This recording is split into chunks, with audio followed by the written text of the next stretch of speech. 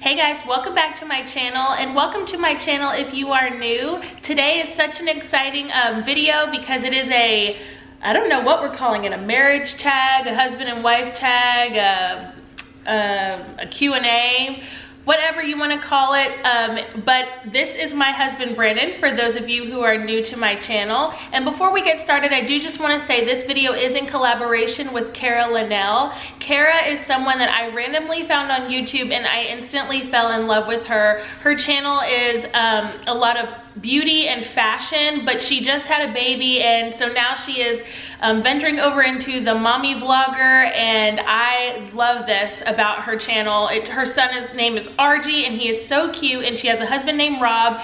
And if you like my channel, then you will definitely love her channel, so make sure you go check Cara's video out with her husband after you finish watching mine. So let's just go ahead and jump right on into the questions. All right, so the very first question is, did you date much before you met your husband? Not really. I mean, I dated, I'm a relationship type of girl, so I had a couple of long-term relationships before I met you, or I knew you already, but before we started dating, but not really. I wasn't big on like dating random people in college. Cool. Did you date a lot before me? A little bit. I just got out of a relationship before I got with you, and then I dated a little bit, just testing the waters. He was playing the field. Testing the waters. Disgusting. It's not disgusting. It's normal. Did online dating exist, and would you have used it? Online dating did exist, but I don't necessarily think it's something that I would have done. I'm much more of a meet in person randomly, however the universe connects us type of person, and I'm not a big online dating person. What about you? I'm definitely not an online dating type of gal, although if I was still single at 29, who knows what I would be doing right now.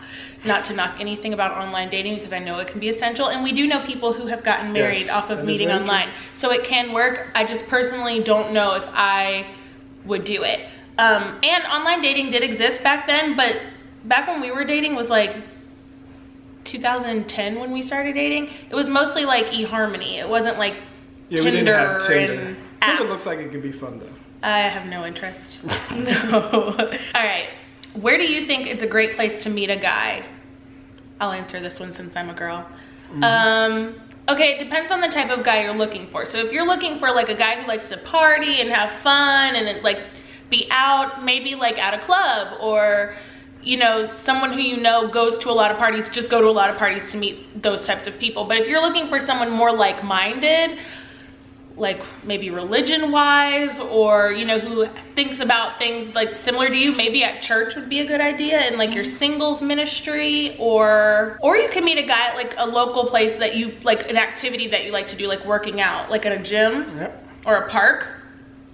Gym at work. Yeah. Is dating in the workplace okay? Yeah. I know a ton of people. Yeah. I do. Yeah. So, I mean, it's cool. I mean, if your HR department doesn't frown upon it.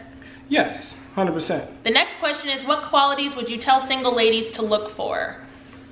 Ooh, I want to hear your perspective from a man. Being a man who's married now. You want somebody who's going to have a sense of humor, somebody who's going to be very driven, somebody who's strong-willed. That's what I go for. What about you? What would you say?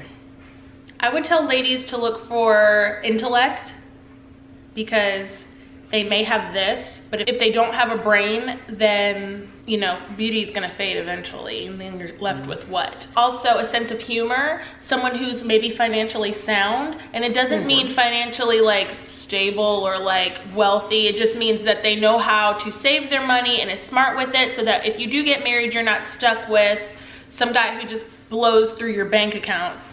And then a kind person. I know for me, what was a non-negotiable was he had to be a Christian man. I knew that if you were a Christian man, then probably all the other things that I would have looked for, aside from like a sense of humor or something like that, probably would fall in line. The next question is, what dating advice would you give to your daughter?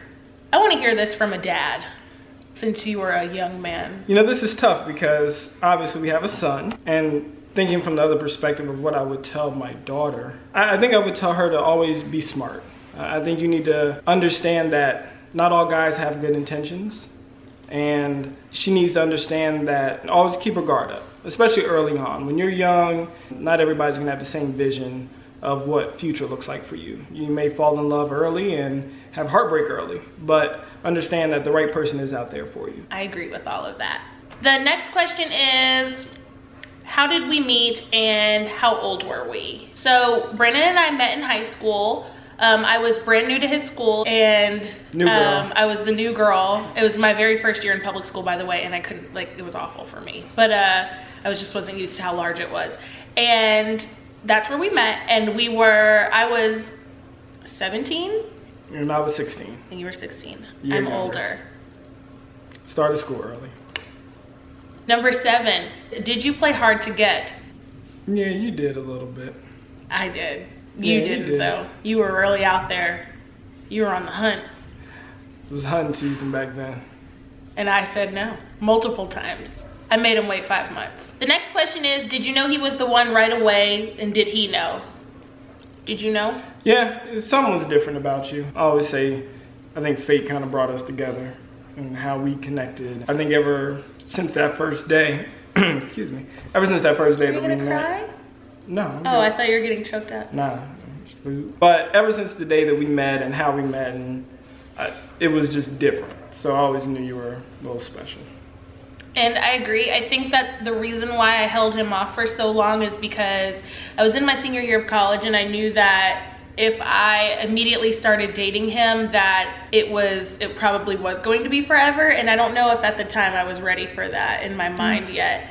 But like I said, it only lasted about 5 months, and then I said yes, and then we've been together ever since. I knew. I just wasn't ready. I know. The next question is, what qualities did your husband love about you when you were first dating? I loved your sense of humor. She was funny. You know, it was youthful, and I think people always talk about a youthful love and a youthful experience, and that's what it was. It was, you know, laughing all the time. It was playing music loud, going to concerts, going out to dinner. It was a youthful energy that, you know, really brought me to you. Do you still feel that same way, that I'm youthful? We're old. We're old now. No, you're still youthful.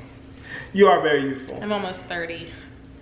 Almost. Did you have a timeline for marriage in your mind before you got married? No. Yes. I told you when we started dating that you had 5 years to lock it down. I gave you 5 years and you did it in 2.5. Because I really liked you. All right, so the next question is, did you have to nudge your husband towards marriage, or did it happen on its own? Do you feel like I nudged you? Yeah. You gave me a timeline. You just said it. I gave you a timeline, but I think this means, like, was I like a nag? Yeah, I wouldn't call it a nag, but it was a nudge. I just needed to know if I was wasting my best years. I may have casually mentioned that I was looking for marriage from him before the 5 years I gave him. It's because I was just so in love with you. Yep. I know. The next question is, how did your parents influence the kind of marriage you wanted? So my dad is a minister, and he really took the reins as far as just being like the spiritual leader of our household. So he was like really involved with making sure that, you know, we always had God at the center of our home. And I think that I looked for that. When I was looking for a husband, I wanted someone who could potentially do that in our marriage. And I feel like you're doing a great job. Thank you. All right. The next question is, what did you love most about your wedding? What I loved most was really seeing it all come together and seeing how happy you were. How happy I was? Mm-hmm. Aww. Yeah, I know for a lot of young women, it's a dream to walk down that aisle and be in that dress and, you know, not only see, you know, how happy you were to be marrying me, but just to be in that moment and, you know, to let everybody see you look that beautiful and walk down the aisle. So truly, the day was about you, and I always think about you. You know, you're the shining star. Oh, you're so sweet. Mm-hmm. So I would say that my favorite part about our wedding day, honestly, it wasn't so much the day. The day was beautiful and it was my vision come true. But I think for me, it was finally being your wife. We had a 10-month engagement, and I think like that finally came to an end, and I feel like we could just be us finally. I was like really looking forward to that, and I think that that's the best part. And my dad officiated, and we had like a biscuit bar, and you know, there was a bunch of things about the wedding that were beautiful, but I think just finally being man and wife. Yes. Yeah. What elements of your wedding didn't matter as much as you thought they would? I'd like to say something like the decor or the favors that we spent hours putting together for days leading up to the wedding or something like that. But honestly, I don't know, because I feel like every single detail of the wedding was executed to perfection, and I feel like the whole day, like we needed every single thing that happened in order to bring this whole day together. And I'm not saying that we wouldn't have been married at the end of the day, because you can have like the most minimal wedding and still have the same end result, which is you got married. But as far as our wedding is concerned, I feel like every small detail played a role in our wedding, don't you? Like, I mean, yes, we ended up married at the end of the day, but everything just made sense for us. Is the first year of marriage really the hardest? I wouldn't say so. I think for us it wasn't. No, it wasn't the hardest for us. I can see why it would be hard for people, but especially like us, because we didn't live together beforehand. True. Yes. That would make it, you know, a little bit more difficult. Obviously, two different people getting to know each other. Yes. Yeah. Like, you know each other when you're dating, but you don't know each other until you live with each other. You're living with each other. Right, and we didn't do that. But I think our hardest year was the year we were trying to get pregnant. I think so too. Yeah, that was 2015 into 2016. Yes. Yeah. What advice would you give a newlywed couple? So I would say my advice to a newlywed couple would be never go to bed mad. I know a lot of people say that, but it's very true. The Bible says that too. Yes. It's the most important one. I truly believe that. I think even when we have our disagreements, I always try to be quick to apologize, because I really believe life is too short to be upset or be angry at a person that you love, and you never know what may happen tomorrow, the next hour. You know, always go to bed with peace, some peace of mind. And a happy heart. Happy heart, absolutely. Yeah, I agree. I would say that I learned this, and I'm still learning this, but you don't always have to have the last word. And I think that would be something that I would share. I mean, I'm still learning that myself, but I would share that just let it go. Sometimes you just have to let it go, or pick your battles. Maybe that's what I'm trying to say. That's a good like point. If you see that your spouse has done something that irritates you and they keep doing it wrong, just fix it yourself. You don't have to always like pick a fight. Just pick your battles, because when the real ones come, you're gonna need your strength. The next question is, this is the last question. If you're religious, how has your faith influenced your marriage? I think the way faith has shaped me, and especially into my marriage, is to always put my wife first. I think that was the one thing that, I've learned, that, she is number one to me. No matter what the situation is, her interest is always paramount. And, I always look at you as number one in my life, and, God and you. And as long as I'm serving both of you guys the best that I can, I'm on the right path. That's really sweet, and I agree. I think that I also put you first, and I think that that is something that I was taught in church growing up, like your spouse, it's God and then your spouse. And so I think that you will always come first, and we're a team, and I feel like that is the way that it should be. And this question was about how religion has influenced you, and I think that that is how God wants it. And so any outside forces or people, you always have to be a team and work together and put each other's feelings before anything else. I agree. Yeah.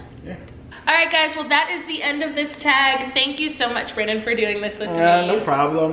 Love you. Love you too. If you enjoyed this video or would like to see more like this, or want to see more of my husband Brandon, please give this video a thumbs up. And if you are new from Cara's channel or just randomly finding us on YouTube, I really ask that you subscribe and join our YouTube family. Make sure you turn your notification bell on, and I will see you in our next video.